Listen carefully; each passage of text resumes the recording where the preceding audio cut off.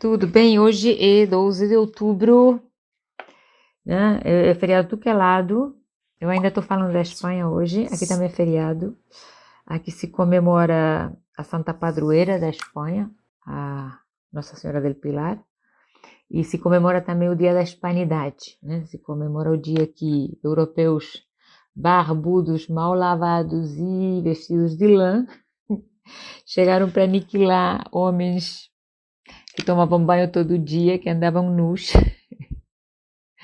E isso se fez uma festa. Mas, enfim, a história, dizem, é sempre escrita pelos vencedores, né? Infelizmente, os povos aborígenes não se deram muito bem nessa história das colônias, mas, enfim, surgiram países lindos também, era o que tinha na época, e por aí vai. E também não era minha conta, né, gente?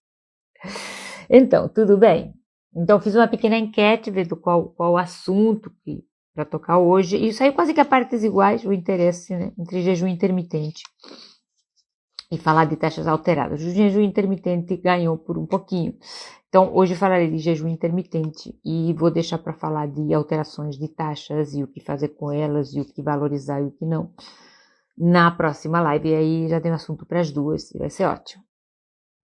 Então, bom, vamos começar um pouquinho, já temos um pouquinho de Ibope aqui. Vamos começar falando de jejum intermitente. E eu estou aqui nervosa porque me deu conta de que não me servi de água e vou morrer de sede. Mas, enfim, se apertar muito, eu vou buscar. Então, vamos falar de jejum intermitente, porque jejum intermitente é uma coisa da qual se fala muito, que está na moda, é modinha. É a última piração dos maníacos da dieta, é uma realidade científica. O que é jejum intermitente? Como é que funciona o jejum intermitente? Por que fazer ou por que não fazer jejum intermitente? Então, vamos definir primeiro um pouquinho o que é jejum. Nós temos basicamente dois estados diferentes em relação à alimentação. Ou nós estamos no estado alimentado, estamos comendo, ou estamos fazendo a digestão e, portanto, absorvendo os nutrientes que vieram dessa comida, ou estamos em jejum. Quer dizer que durante as mais ou menos 3, 4 horas após a cada refeição, começa um período de jejum. Se você não come 3 horas após, como dizem ou ditam aquelas diretrizes tradicionais de comer a cada 3 horas, que a gente cansa de falar que não fazem muito sentido, né? Então, você, 3 horas e pouco, entre 3 e 4 horas depois da última refeição, você entra num estado de jejum e você continua no estado de jejum até se alimentar de novo, né?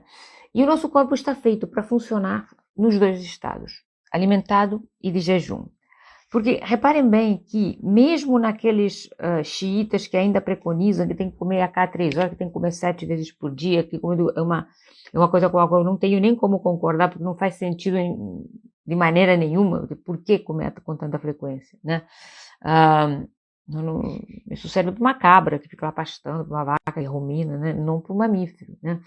Mas enfim, mesmo que você faça isso, você não vai comer durante a noite e você vai sobreviver a uma noite de sono de 10, 12 horas sem comer tranquilamente. Então, para ver que jejum em si, a figura do jejum não é nenhum bicho de 7 cabeças, né? Você parar de comer durante horas não é nenhum bicho de 7 cabeças, porque o nosso corpo tem recursos mais do que suficientes para sobreviver algumas horas, ou até alguns dias, eventualmente, em determinadas circunstâncias, ao jejum. Então, ninguém morre por praticar jejum, ninguém, enfim, tem um piripaque por ficar mais ou menos horas sem comer.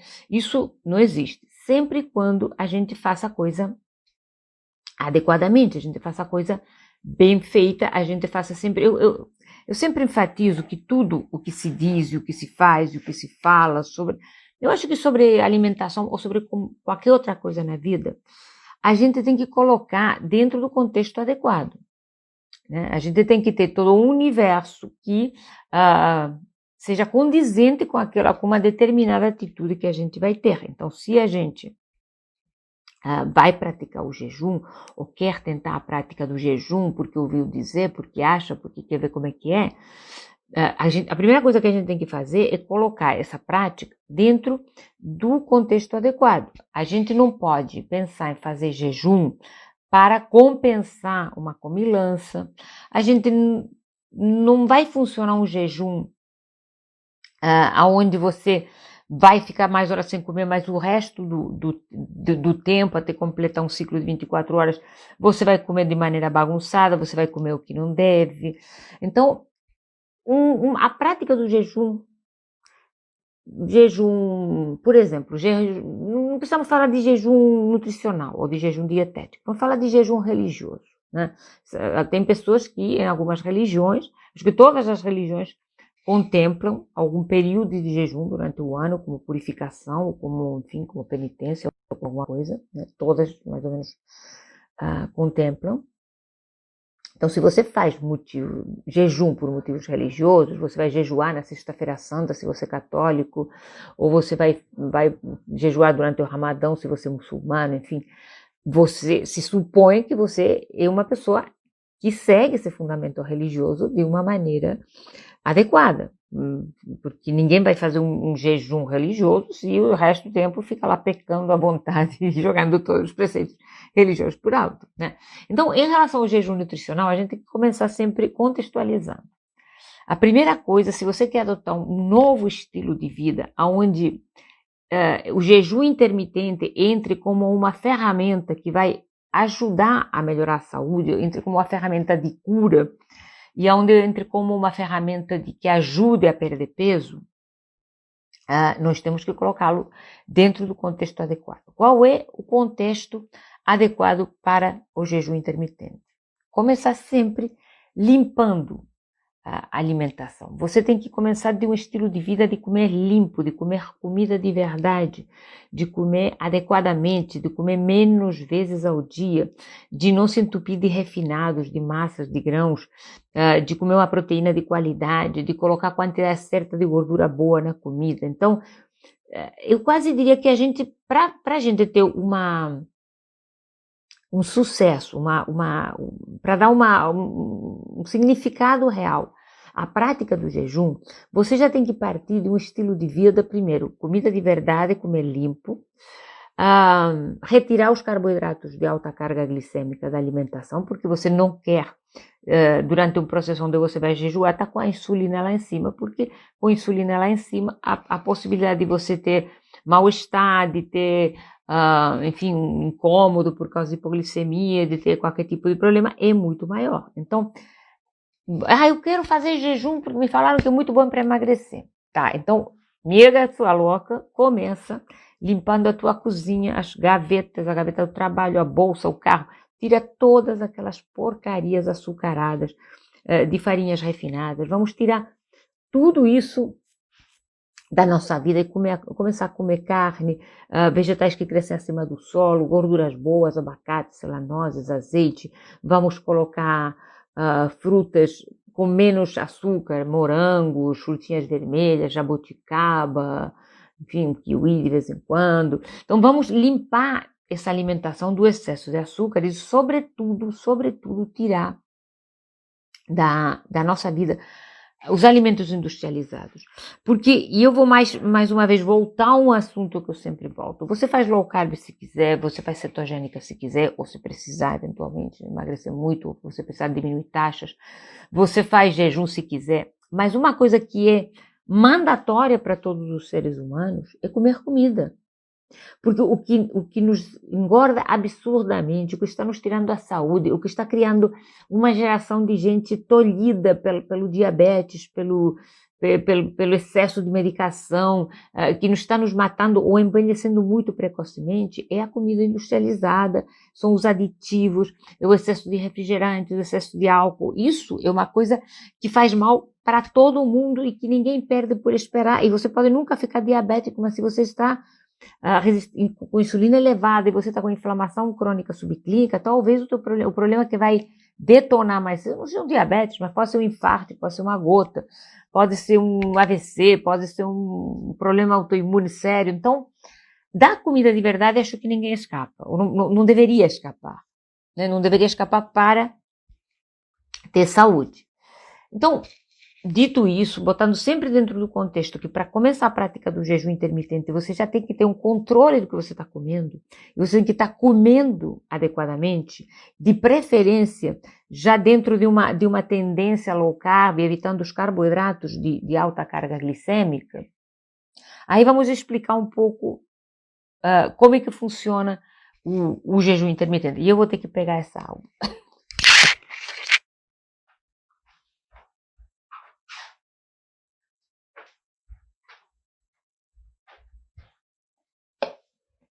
Oh, me desculpa, mas é que hidratação é tudo nessa vida, né? A aguinha é tudo nessa vida. Agora vem aquela parte onde eu não consigo ser. Então, vamos lá. Jejum intermitente. Como fazer manual básico do jejuador intermitente? Por que chamamos de jejum de intermitente? E por que tem essas regras de 12, 14, 16, 24, 32, 3 dias? Por que isso?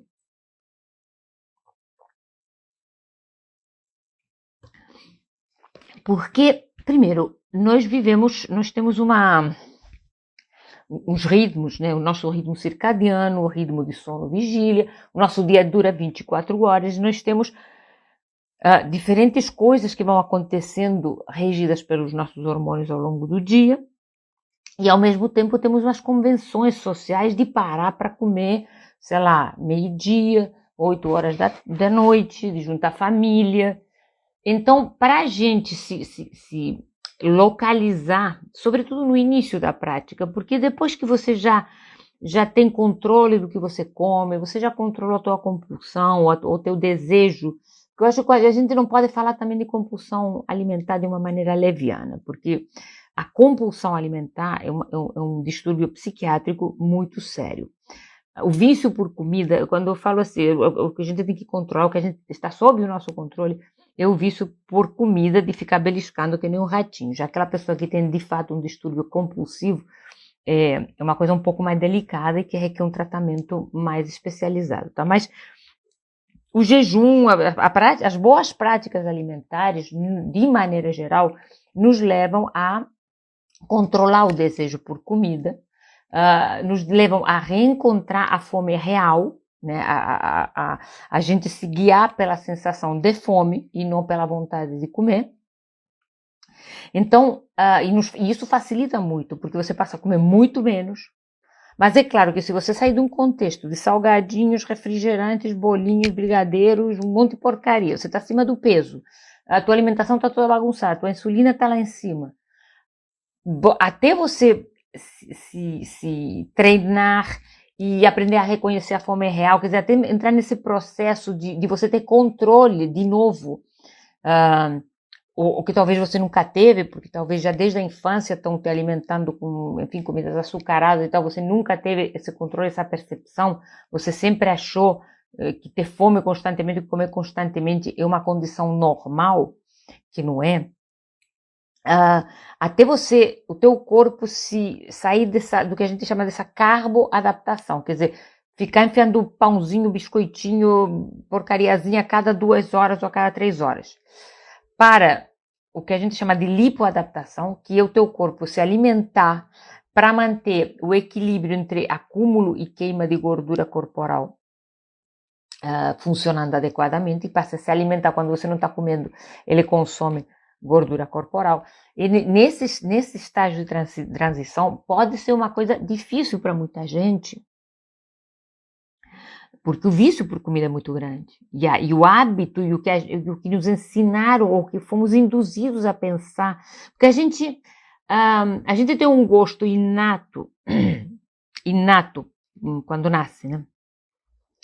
Por comida, por doce, por exemplo, porque é relacionado ao gosto do leite materno. Você sabe que o leite é levemente adocicado, então esse gosto doce, levemente adocicado, é o primeiro com o qual temos contato na infância, né? E quando entramos em contato com comida real, nós iremos abrindo esse leque de percepção de sabor, né? E vamos nos acostumar com o salgado, com o azedo, com o umami, aos poucos, né? Isso se nós vivemos num contexto de alimentação saudável, de alimentação de comida de verdade, que para a maioria de nós, esse universo não existiu. A maioria de nós, com 3, 4 anos de idade, já estávamos bebendo Coca-Cola, e comendo biscoito, e comendo chocolate, e comendo danoninho, e a maioria de nós não tivemos esse contato com comida real, né? Eu posso dizer que eu, pessoalmente, até tive, porque eu já tinha uma família natureba quando ninguém era natureba, e além do mais, eu já passei dos 60, então a quantidade de besteira que tinha disponível por aí não era tanta como se tem agora, né? Mas as pessoas que são de 40 anos para cá, as pessoas abaixo dos 40 anos, eles têm um convívio com alimentos açucarados e com besteiras e com lanchinhos, e levar bisnaguinha com geleia de não sei o quê, com geleia de mocotó super cheia de açúcar e tal, desde a infância, desde a primeira infância. Isso que ainda teve a sorte de não ter mamadeira engrossada com mingau, né? Que foi muita gente também. Então, por isso que essa transição é tão difícil, é tão penosa e é tão...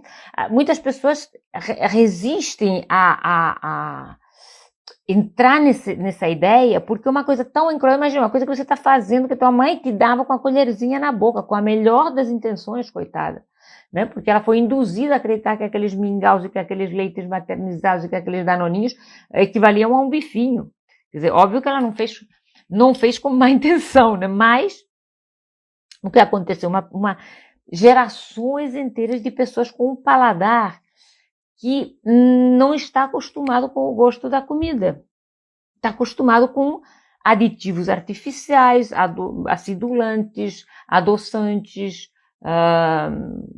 glutamato monossódico, uma porcaria, um hiperestímulo de sabor constantemente. Então, por isso que a transição é difícil e as pessoas acham que não vão conseguir e tem essa sensação de deprivação, de que estão perdendo alguma coisa da vida, porque, oh meu Deus do céu, você tiver que comer assim, sabe, criança sem brigadeiro não tem infância. Você escuta uma quantidade de coisas assim absurda e se nós retroagimos, sei lá, 70, 80 anos na nossa história comum, precisamos ir na pré-história. Os nossos avós não comiam desse jeito, né? Então, por isso que eu digo que é muito importante contextualizar, comer limpo, se apegar a essa ideia. Porque vai ser difícil. O jejum intermitente pode ajudar? Pode. Eu acho que o jejum intermitente dá uma acelerada no processo de vencer o desejo por comida, de controlar a fome. Mas, mais uma vez, você só começa a jejuar quando estiver comendo, quando não tiver besteira na tua alimentação. Você não precisa restringir, não faz porções boas para saciar a tua fome na hora que comer. Quer dizer, você não precisa contar gramas ou coisas dentro do prato, você tenta atender a tua fome, mas é bom que você já esteja familiarizado com o esquema de comida de verdade. Então tá. E aí você resolve que você quer jejuar. Ah, meu Deus do céu, mas a vizinha falou, mas a minha mãe falou, mas a avó, então se você falar para a avó que vai jejuar, a avó tem um treco, coitado.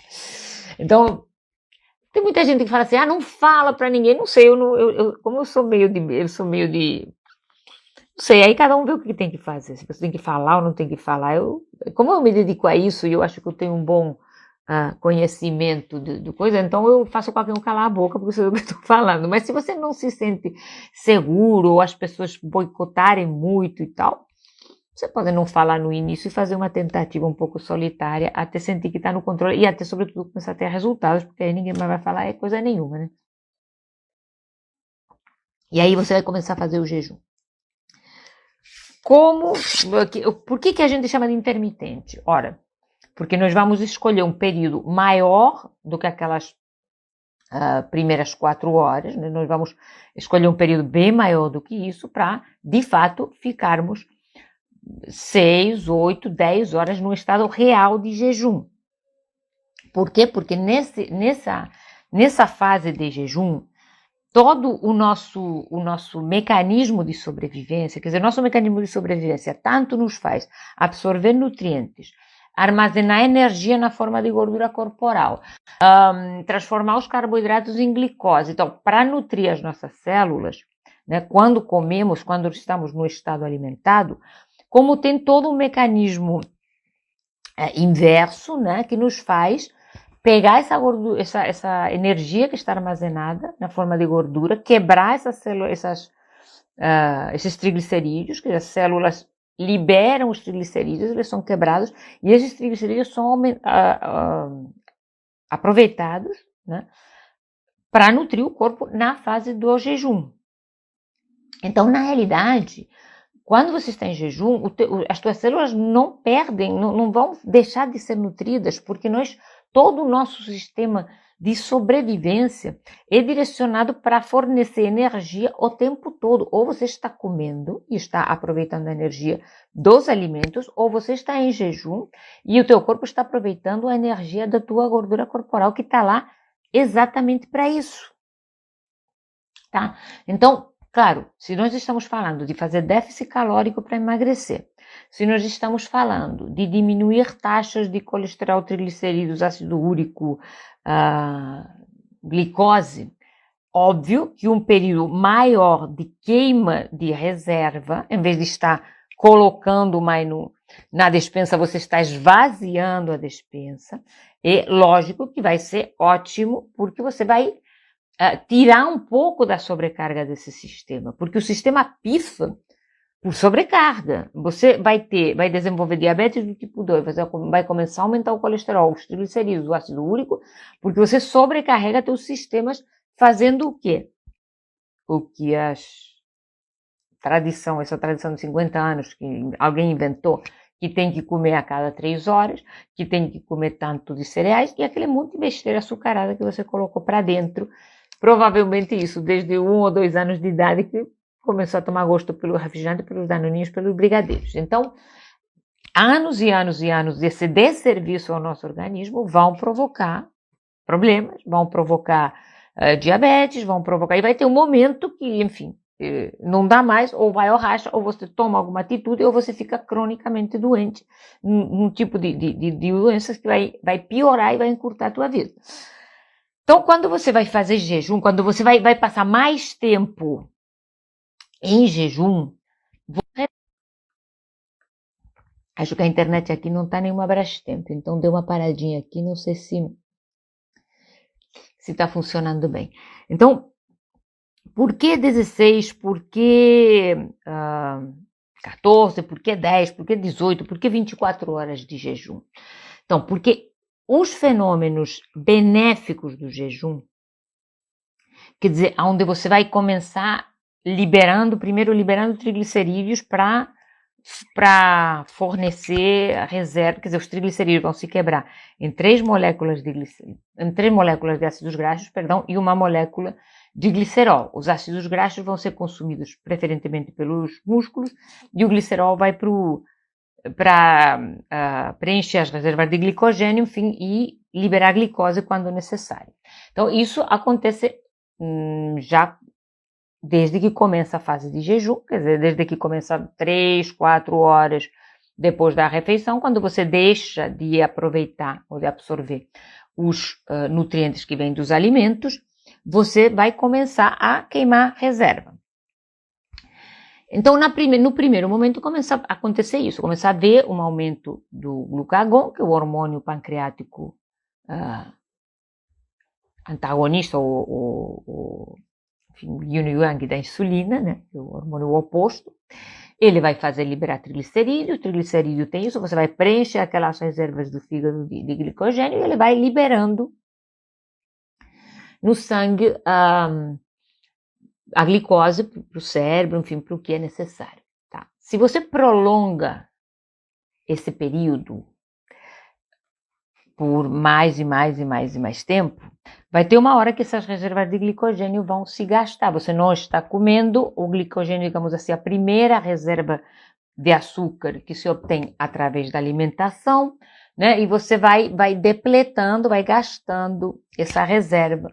Isso vai fazendo com que haja mais requerimento de queima de gordura.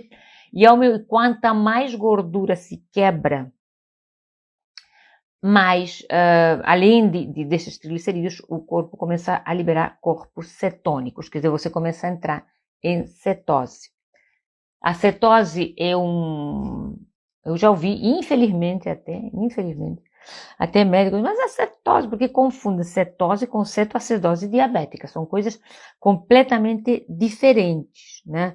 A cetose nutricional é aquela que acontece quando você está o tempo suficiente sem comer, né? Você vai ficar sem comer, você não morre, você começa a sentir um gosto meio ruim na boca, você começa, no início, quando o corpo não está bem adaptado, a sentir aquele incômodozinho, né? Aquela irritabilidade, um pouco de tonteira, um pouco de fraqueza, né? Normalmente esses são sinais de cetose. Os primeiros sinais de cetose, quando o corpo não está bem adaptado, costumam não ser muito agradáveis, né?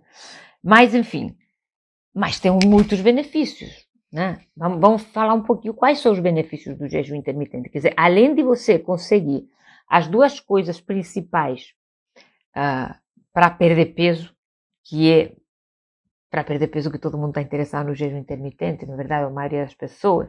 Então, primeira coisa é que você começa a acelerar a queima de gordura, porque, contrariamente ao que nos diziam, comer a cada 3 horas acelera o metabolismo. Eu não sei de onde essa gente tirou essa teoria, porque comendo constantemente, você nunca vai queimar reserva. Como é que você vai queimar reserva comendo? A não ser que você coma 2 azeitonas, né? Aí tudo bem, aí não, né? Mas biscoitinho, torradinha, não sei o que, você tem que fazer dietas de fome para a coisa funcionar desse jeito. Então, você vai começar a acelerar essa queima de gordura. Essa queima de gordura vai começar a acontecer de uma maneira muito mais eficaz e muito mais prolongada no tempo, né? O tempo que você conseguir ficar em jejum, você vai estar queimando gordura. Então, meu conselho é sempre, a gente tem que aprender muito, uma coisa que a gente esqueceu, porque a gente normaliza aquilo com o qual está acostumado. Nós normalizamos o fato de comer com frequência, nós normalizamos o fato de achar que estamos sentindo fome, quando na realidade o que sentimos é o desejo de comer. Nós normalizamos o fato de que numa determinada idade a gente já tem que estar bichado, gordo e cheio de remédios. Tudo isso não é normal. E o que não é normal é que nós, da mesma maneira que nós nos desconectamos completamente da natureza, a gente não vê mais a luz do sol, a gente fica em ambiente artificial, a gente fica grudado numa telinha o dia inteiro, a gente não dorme direito, não consegue desligar a porra do celular porque tem que ver se o crush está online ou não. Se a gente desenvolveu, claro, depois mais ansioso, menos dorme, porque vai que a criatura está online e não está falando com você, aí você já não dorme. Aí você fica mandando indireta, aí pronto, aí já se foi o sono, né? Aí chega às 3 da manhã, no dia seguinte você tá um carro. Então, uma coisa saudável também é começar a desligar o celular, né, gente? Pra gente não enlouquecer, mas enfim. Então, da mesma maneira que nós nos desconectamos da natureza, do nosso ritmo circadiano, dos nossos ritmos naturais, nós nos desconectamos muito do nosso próprio corpo. A gente não se ouve. O teu corpo está gritando porque é enxaqueca quase todo dia, o nariz entupido, é refluxo, é azia, é aquela sensação de cansaço, é dores no corpo, ou tá com hernia de disco, ou tá com dor no joelho, ou tá com dor no calcanhar, ou tá com uma ansiedade que você não sabe nem de onde vem e vai matando aquilo na comida, e por aí vai, né? A gente não está bem. E eu vejo isso no meu dia a dia no consultório. As pessoas, é um rosário de queixas, pessoas de, sei lá, 30 anos, que era para estar no auge de tudo, porque a ansiedade, porque a dor de cabeça, porque a enxaqueca, porque o cansaço, porque a falta de sono, porque eu não durmo bem, porque eu tô com falta de libido, né? Falta de libido, uma coisa que também se fala muito. Eu vou falar mais especificamente dessas coisas outro dia também, de saúde feminina, de como tudo isso nos degringola os hormônios, e a gente depois fica quase que, a gente muda, né? A nossa percepção de prazer acaba sendo vinculada a uma coisa muito banal, como um biscoitinho, em vez da gente explorar o nosso corpo e explorar enfim, outras coisas, né, que deveríamos explorar melhor. Mas, enfim. Então, dentro dessa coisa toda que eu acabei de falar, por quê? Vai começar a fazer jejum, começa a escutar o teu corpo. Esquece um pouco. Tá, pode fazer 14, 12, 18. Primeiro, você vai começar. Você nunca fez jejum na vida. Tá achando que já te falaram que isso é muito bom, que isso é uma maravilha, que papapá, mas você nunca fez. E ao mesmo tempo tem todas aquelas vozes da família inteira dizendo que, meu Deus, e ainda tem outro um médico, um nutricionista creme crack lá que falou que não sei o quê. Então, e você vai querer começar. Então, escuta o teu corpo. Primeiro, come limpo.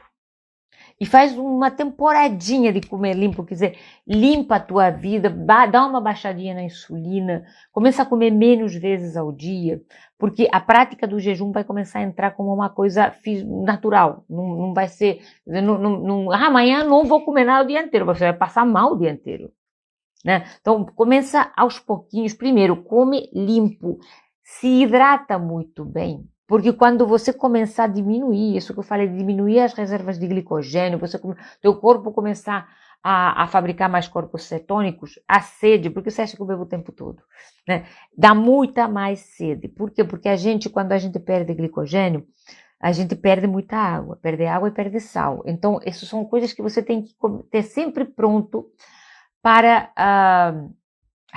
repor. Água, sal, se você preferir sal light, que já tem sódio e potássio, e eventualmente um suplementozinho de magnésio. A pessoa está perguntando se suplementação quebra o jejum. E essa é uma pergunta interessante, porque... Gente, eu preciso de água. A suplementação não é que seja uma coisa ruim, veja bem, né? Cada dia...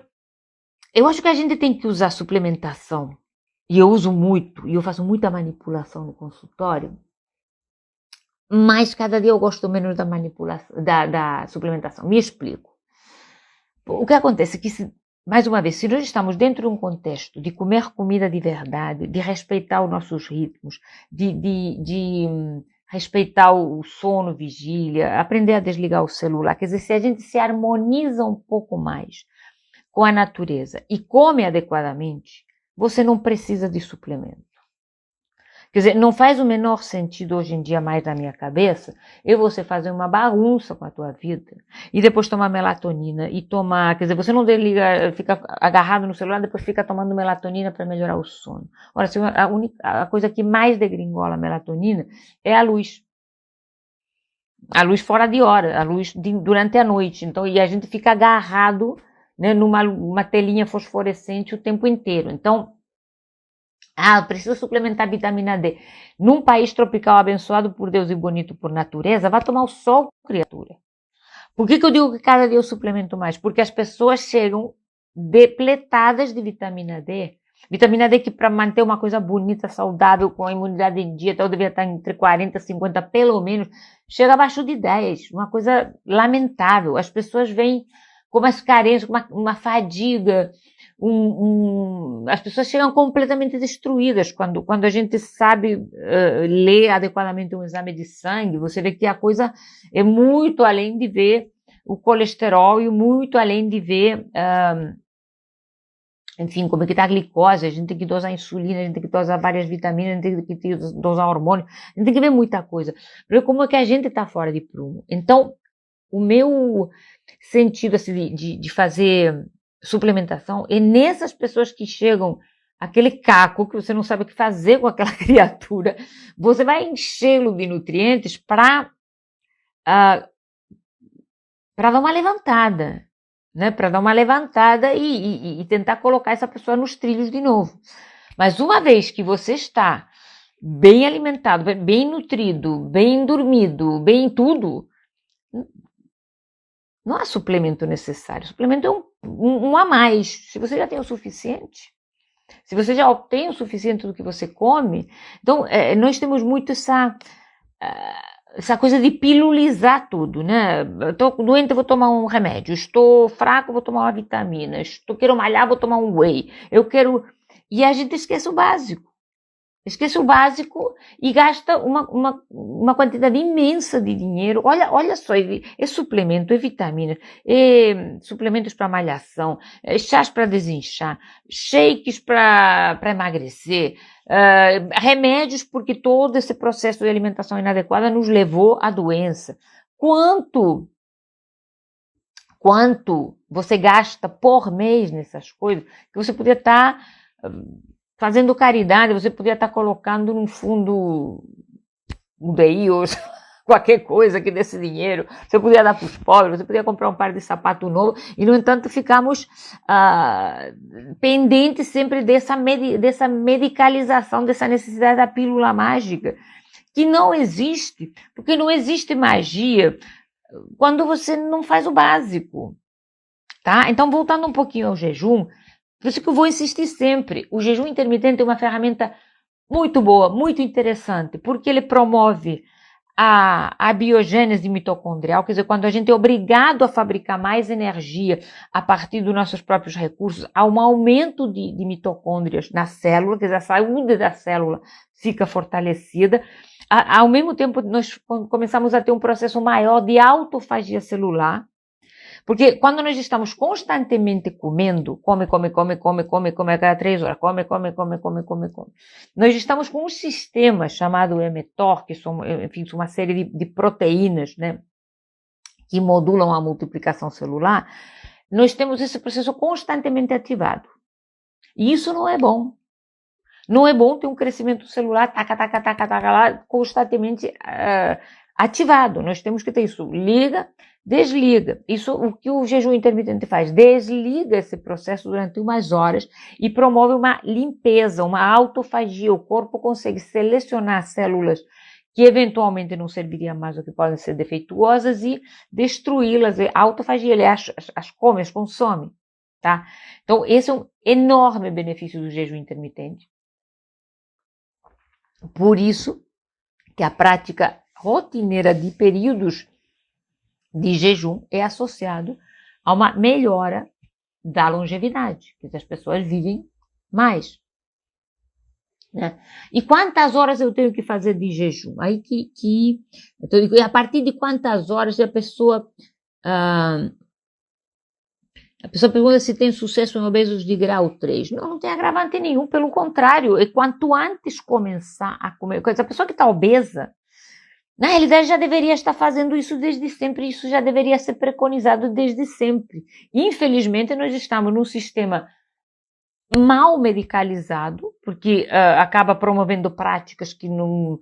onde a pessoa, antes de ser encaminhada para um processo de restrição de carboidrato, eventual prática de jejum, onde a pessoa deveria ser orientada dieteticamente de uma maneira adequada, a pessoa é mandada para a cirurgia bariátrica, que é um desatino. E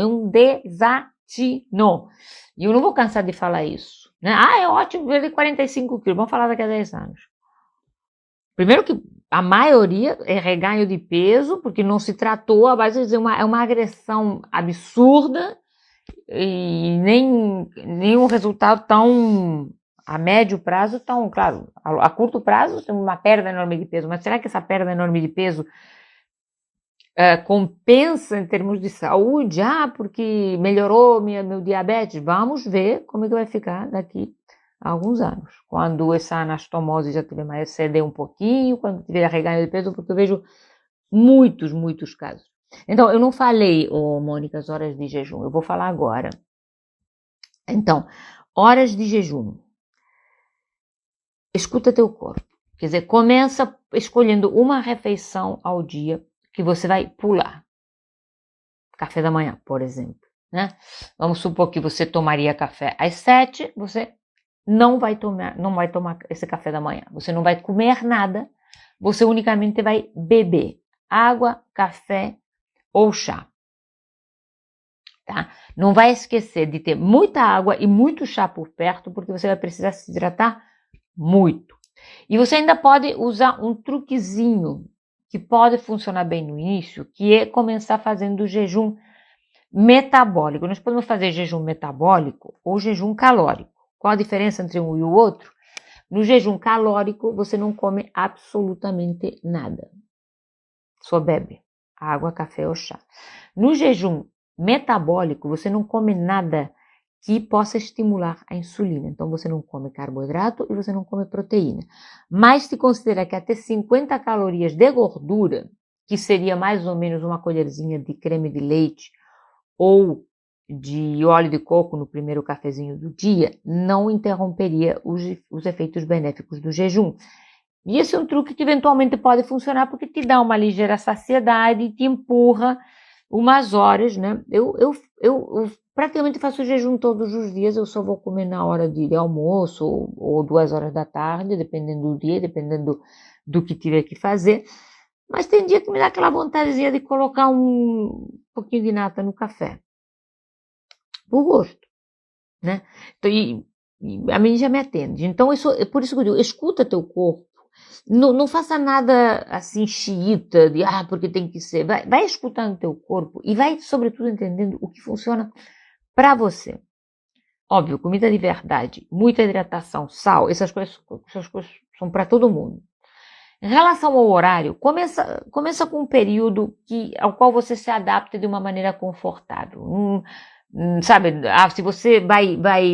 Não, uma colher de abacate não, uma colher de abacate é muita coisa. Estou falando beber, gente, comer. Você não faz jejum comendo.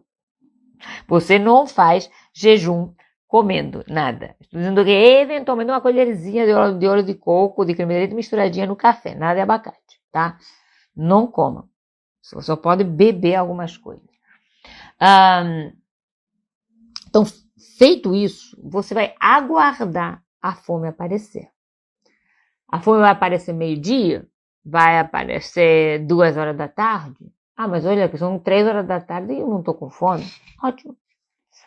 É assim de simples. É assim de simples. Mas é que eu quero fazer um jejum de 24 horas, de 72 horas, porque eu já ouvi dizer... Gente, jejum de mais de 20 horas é legal, pode ser feito. Eu acredito que deve ser feito. Eu procuro fazer, na minha prática, um jejum mensal de 24 horas. Mensal. Por que eu faço isso? Me faz bem a cabeça, de alguma maneira. Além dos benefícios adicionais. Quer dizer, eu estou no controle. Então, é uma maneira também de eu me sentir que eu que mando em mim. Não faço mais do que isso. Porque também não sinto essa necessidade. Eu tenho umas taxas muito boas, eu tenho uma saúde boa, eu não sou uma pessoa de muita fome, talvez porque pratico isso, coisas não me faz falta. Mas exatamente como está dizendo a Laura, começar pelo básico. Então, primeiro, pula uma refeição, se hidrata muito bem, tenha sempre sal à mão, porque senão vai te dar mal-estar.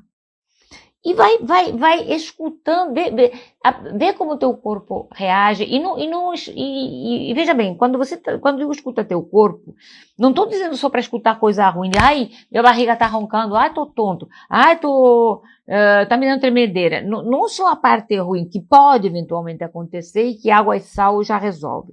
Mas você tem que começar a sentir a parte boa, a parte de estar no controle, a parte de se sentir, porque nitidamente a gente se sente limpo por dentro. Pode parecer aquele papo meio bicho grilo, mas nitidamente você desaparece todo um peso assim, que quando a gente está meio empanzinado, né? Aquilo vai desaparecendo, você de fato se sente mais leve, de fato se sente mais limpo e de fato você assume o controle. Na hora que o estômago começar a roncar de fato, o estômago, não é a vontade de comer um docinho, não é aquela coisa de formiguinha. O estômago, aquela sensação de que abriu a fome. Aí está na hora de você sentar e comer. E o que você vai comer após o jejum? Após o jejum, para não esculhambar a coisa toda, você não vai botar um arroz, feijão, farofa e macarrão. Você vai escolher uma boa porção de proteína animal, um bife, ou uns ovos, ou um peixe, ou um frango, enfim. E você vai fazer lá uns vegetais qualquer e vai colocar um pouco de gordura boa, um abacate, umas castanhas, um bom azeite de oliva, né? Salzinho marinho. A pessoa está perguntando qual a quantidade de sal. Uma pitadinha de sal na língua. Você bota sal na língua quando tiver um pouquinho de mal-estar e espera o mal-estar passar. Aí você colocou a quantidade certa, tá? É uma pitadinha. Né? Eu só senti o gosto do sal na boca, que normalmente já resolve, né? E faça isso quantas vezes for necessário. Ah, mas é que eu tenho pressão alta. Gente, estou falando uma pitada de sal, não estou falando para engolir o saleiro inteiro, uma pitada. E mais, seguramente a pessoa está hipertensa porque está resistente à insulina, porque está inflamada, porque, enfim, está acima do peso, e essa hipertensão vai melhorar conforme se perca peso muito mais rápido do que evitando o sal na comida, né? Então vamos, sempre a coisa tem que ter a sua lógica. Então,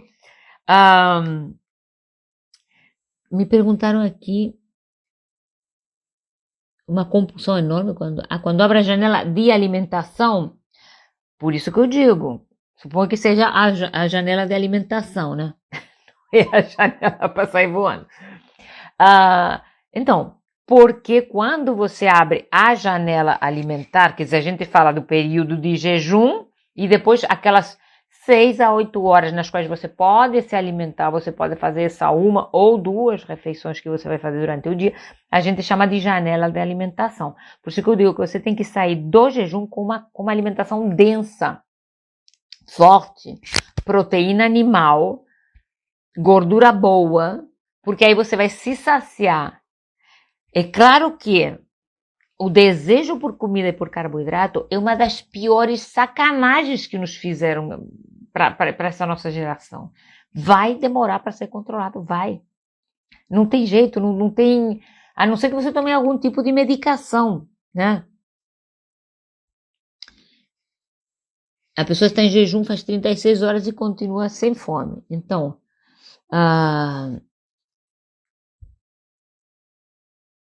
come quando a fome aparecer. Come um dia desse, né? Come um dia desse, que senão vai dar ruim. A pessoa diz que tem muita compulsão. Exatamente, porque vai levar um tempo. Vai levar um tempo pra gente. Gente, eu acho que eu não tive uma infância muito ruim. Tive uma adolescência horrorosa, como todo mundo. Na adolescência a gente se alimenta praticamente de chocolate, né? Até porque você descobre onde que está o chocolate e descobre onde que está a carteira da tua mãe também para pegar o dinheiro para comprar chocolate, enfim. E depois já na idade adulta, eu comecei a me alimentar conforme a regra, né? Cereais pela manhã, comer a cada 3 horas. Durante um tempo eu fiz isso. Então, eu diria, e eu já estou aposentada pelo INSS. E hoje em dia eu consigo me alimentar direito sem muita firula. Mas levou um tempo, eu sei que levou um tempo. Por isso que eu fico predicando sobre isso, falando, porque a humanidade está profundamente doente. E isso já acontecia antes da Covid. E eu garanto que a maioria das perdas que tivemos, infelizmente, de pessoas com Covid ou de outras comorbidades, as comorbidades são devidas à má alimentação, que são basicamente obesidade, diabetes e hipertensão. Então, somos porque tem gente que fala assim, não teria que fazer quarentena, teria que tratar, sabe, epidemia. Eu também concordo, só que a gente já tinha esse monte de gente doente, aí faz o que com ela? Deixar solta essa pessoa de risco todas, né? É muito difícil tomar a decisão certa, se tem que confinar, se não tem que confinar, se tem que...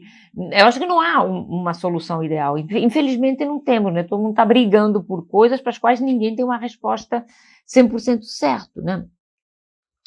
Claro, diz que quando come carboidrato refinado, a compulsão começa. É porque o nosso corpo não foi feito para comer carboidrato refinado em primeiro lugar. Não há carboidrato refinado na natureza. Não tem guloseima, não tem açúcares. Aliás, tem açúcar, mas não tem açúcar refinado, não tem sacarose, não tem farinhas refinadas na natureza. Então, o açúcar refinado é sempre um corpo estranho para nós. É um corpo estranho que inflama, que induz a comer mais do que deveríamos. Então, por que as pessoas estão tão gordas? Por que a humanidade está gorda? Por que todos os homens estão barrigudos? Todas as mulheres estão bundudas? Está todo mundo insatisfeito com o corpo, com celulite, com isso e com aquilo. Simplesmente comemos muito e comemos muito mal. Então, o corpo responde como sempre respondeu. A excesso de energia ingerido, excesso de gordura fabricada. Não existe gordura localizada, ou a gordura não tem CEP, não tem comprovante de residência. A gente tem mais gordura da que deveria para simplesmente sobreviver, né? E na hora que tem uma quantidade muito maior de gordura, repare uma coisa, a nossa maneira de se alimentar, a nossa maneira de viver está tão errada que tudo o que significava vantagem evolutiva, quer dizer, tudo aquilo que permitiu que diversos indivíduos tivessem mais probabilidade de sobreviver, ou de diferentes estirpes, né, de indivíduos, tivessem mais possibilidades de sobreviver evolutivamente falando, tudo aquilo que representava uma vantagem, nós conseguimos transformar em doença. Que aqueles indivíduos que conseguiam armazenar mais gordura corporal, portanto, teriam mais possibilidade de sobreviver num ambiente hostil ou um ambiente sem comida, hoje em dia estão obesos. As pessoas que tinham mais capacidade de reação imune, que podiam ter mais chances de sobreviver a infecções, estão criando doença autoimune. Por quê? Porque o estímulo está grande demais, então o estímulo de inflamação, o estímulo que é negativo sobre o nosso sistema imune é contínuo e constante, a cada 3 horas comida que não presta para dentro, é isso a vida inteira.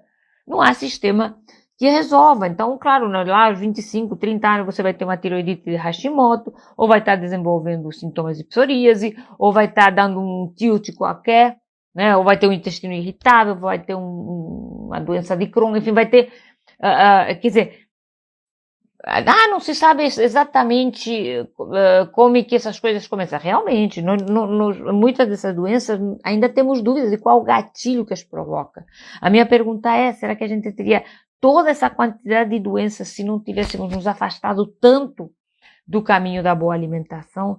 Porque como é possível que 1 de cada 8 mulheres tenha sintomas de hipotireoidismo em algum grau? Como é possível que nós sejamos tão frágeis como espécie, uma espécie que tem 1 de cada 8 indivíduos bichado numa glândula que é essencial, o funcionamento da glândula para regular o metabolismo, para regular frio, calor, queima e armazenamento de gordura. E 1 de cada indivíduo, 1 de cada 8 fêmeas dessa espécie tem uma glândula incompetente? Como assim? Não faz sentido evolutivamente falando. Então, será que nós teríamos essa quantidade toda de doenças autoimunes, essa quantidade toda de cânceres, essa quantidade toda de infartos, essa quantidade toda de diabetes, e que nós teríamos, é uma coisa que eu sempre toco, claro que a compulsão alimentar é uma coisa, porque as pessoas falam em compulsão, mas a gente tem que contextualizar, tá? Compulsão, do distúrbio compulsivo alimentar é uma coisa muito séria que requer tratamento psiquiátrico. Não é aquela vontade de comer docinho o tempo todo. Essa é controlável, é só querer. A pessoa que tem compulsão de fato precisa de muita mais ajuda para controlar. Então, será que essa pessoa teria desenvolvido compulsão se não houvesse tido todo um ciclo de ser gratificado com comida, de ter uma relação deturpada com a comida desde a infância? Será que isso teria acontecido? Então, o que agora encontramos já é o bolo pronto, né? Agora já temos a feijoada pronta, mas até chegar lá, essas pessoas todas diagnosticadas de doenças que precisam de remédio de uso contínuo, então, se essas 4, 5 últimas gerações não tivessem se afastado tanto do nosso modelo ideal alimentar para a espécie humana, será que teríamos chegado a essa cifra? Será que teríamos essa indústria farmacêutica tão milionária se em vez de se investir em pesquisa farmacêutica tivesse se investido em educação alimentar, em boa alimentação, em maneiras de fazer as culturas naturais e orgânicas mais fáceis, mais baratas, mais acessíveis a todo mundo, por exemplo, né? Se a alimentação fosse uma coisa de educação obrigatória nas escolas, se a pesquisa sobre alimentação fosse tão bem remunerada quanto quanto a pesquisa sobre remédios, enfim, isso são reflexões que eu gostaria de deixar aqui, porque é uma coisa que me incomoda, né? É uma coisa que me incomoda muito, esse status quo porque eu tenho certeza que muitas das pessoas que estão me ouvindo, que ainda vão ver a live gravada, estão atrás de emagrecer. Então, ouviram falar em jejum intermitente, corre para lá para ver qual o milagre, qual o segredo. E mais uma vez, a gente só tem que inserir períodos maiores de jejum. E se você quer saber quanto tempo tem que fazer de jejum, eu sempre falo assim, bom, primeiro escuta o corpo para ver o que o corpo te diz. E depois, pensa no que teus ancestrais fariam. Quantas vezes ao dia eles comeriam? Se você come, não dependesse de no açougue, não dependesse na feira, não dependesse no mercado, e dependesse de você obter caçando, você acha que você comeria a cada 3 horas? Se você tivesse que sair para caçar o quê? Um coelho a cada 3 horas, mas é ruim, hein? É ruim sair. Comeria uma vez ao dia, 2. Às vezes comeria uma vez carne porque tinha obtido algum animal e daqui a pouco comia umas frutinhas, ou umas ervas, ou umas larvas. Porque naquela época se comia de tudo, era gafanhoto, era minhoca, estava na rede, qualquer coisa, né? Qualquer fonte de proteína, qualquer fonte de energia servia. Então, vamos refletir um pouco sobre como nós estamos provocando os problemas e depois tentar inserir nisso as soluções, porque se a gente não identifica a origem do problema, se a gente não melhora a alimentação como um todo, inserir esses 12, 16, 18 horas de jejum, que também podem ser 11h30, ou 15, ou 17, ou 21, porque você tem que fazer o que o corpo te manda, você não tem que fazer o que é bom para mim, você tem que fazer o que é bom para você. Se você começa a fazer isso tudo, a tua vida muda. Quem passa a estar no comando é você, e você nunca mais vai se preocupar com peso, com celulite, você vai estar sempre leve, indo ao banheiro quando tem que ir. O que vai acontecer? Mas é que eu faz 3 dias que eu faço low carb jejum e meu intestino não funciona. E vai demorar muito ainda, porque está sendo submetido a maus tratos faz 30 anos. Então, vai ter todo um processo que aí sim pode precisar de intervenção médica, aí você pode precisar de remédio, de suplemento, de lactobacilo. Vou dizer uma coisa, não faça por conta própria. Quantidade de gente que chega com uma pilha de suplemento porque foi em Miami e carregou tudo que encontrou, achando que isso ia ser a solução para a nossa vida.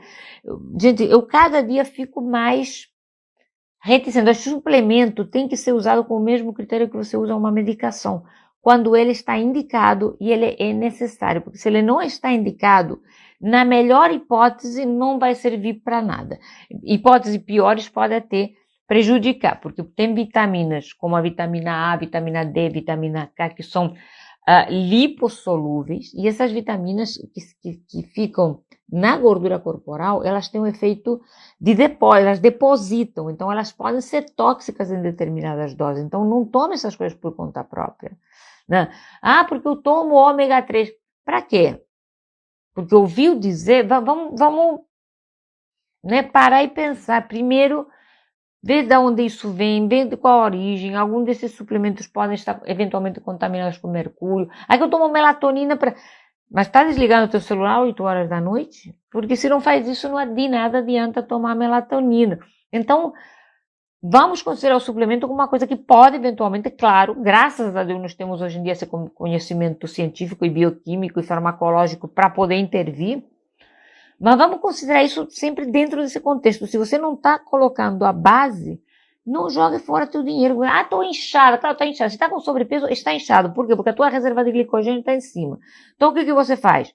Comprar um desinchar que custa R$90 a caixinha, ou você para de comer açúcar que você vai desinchar automaticamente. Eu prefiro botar meus R$90 no cofrinho. Um dia eu vou fazer uma brincadeira que eu já fiz uma vez. A gente fez um cofrinho imaginário aqui e foi colocando, depois eu vou fazer uma pesquisa desses produtos, do preço desses produtos, e fazer uma brincadeira onde a gente vai colocando no cofrinho tudo aquilo que está gastando e não precisa. A gente gasta muito dinheiro em besteiras. Muito, muito, muito, muito. Mas pode tomar whey? Até deve tomar whey se você não tem outra fonte de proteína na hora. Quer dizer, você está realmente precisando fazer uma refeição. É aquela hora, você está, sei lá, no escritório, Você toma teu whey. Mas se você está podendo sentar numa mesa, mastigar adequadamente, saborear alguma coisa, faz um bom bife, né? Faz um bom bife e dá depois um pequeno tempo para refletir, para fazer uma oração, para dormir, para tirar uma siesta, para você conseguir fazer a tua digestão adequadamente. Quer dizer, começa mastigando bem, saboreia os alimentos, se acostuma com o paladar da comida de verdade, depois digere com uma certa tranquilidade, não come carboidratos refinados, come o tipo adequado de fibras, que são vegetais que crescem acima do solo. Se quiser fazer um suco, não bebe muito durante a comida. Se beber alguma coisa, beber água normal, sem gás, sem nada que atrapalhe a tua digestão. E eu acho que vão me cortar em pouquíssimo tempo já. Então, basicamente, o que eu queria trazer hoje para vocês era isso.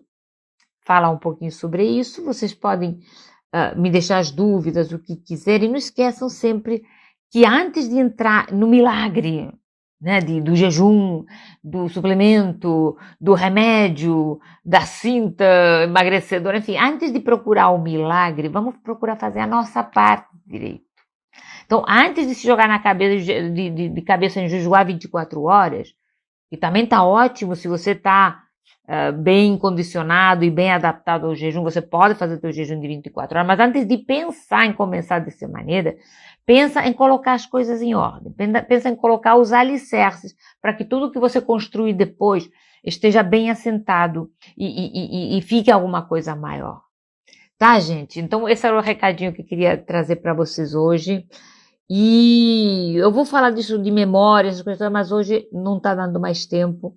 Então, na próxima falaremos de taxas e vamos falar de fazer uma poupança com tudo que você não precisa gastar e está gastando. E você pode não gastar isso se você se alimentar direito. Tá, gente? Brigadíssima. Beijo grande, desde a Espanha, se Deus quiser, semana que vem já estou no Brasil. Mas antes de voltar, eu acho que eu faço outra live e vou falar de taxas alteradas. Tá bom, gente? Eu aviso. Beijinho. Obrigada. Tchau, tchau.